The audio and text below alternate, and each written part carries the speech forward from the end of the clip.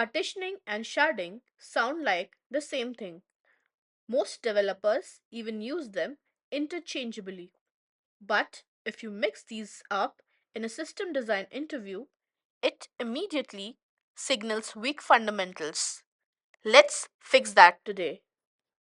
The confusion happens because both partitioning and sharding split data. Both reduce load. Both improve performance. So naturally, they feel identical. But they actually solve very different problems. Here's the most important rule to remember. All sharding is partitioning, but not all partitioning is sharding. This single line explains everything you need to know. Partitioning means splitting data inside the same database.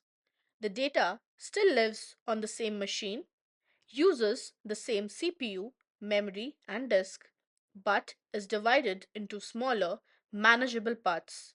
This is database level optimization. There are multiple ways to partition data. Range partitioning splits rows by ranges, like dates or IDs. Hash partitioning distributes rows using a hash function. List partitioning groups specific values like countries. But regardless of the type, it's still one database system. Imagine a users table partitioned by country. Indian users go into one partition. US users go into another.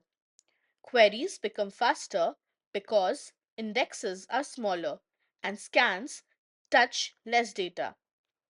But here's the catch. Partitioning does not solve scale. You are still limited by one machine's CPU, memory, and disk. Once traffic grows beyond that limit, performance will degrade again. Sharding takes partitioning to the next level. Each partition, called a shard, lives on a separate machine. Each shard has its own database and its own resources. This is how systems scale horizontally. A common sharding strategy is ID-based sharding. Users from 1 to 1 million go to shard A, the next million go to shard B. Now data, traffic, and load are distributed across machines. Sharding comes with trade-offs. Cross-shard queries are expensive.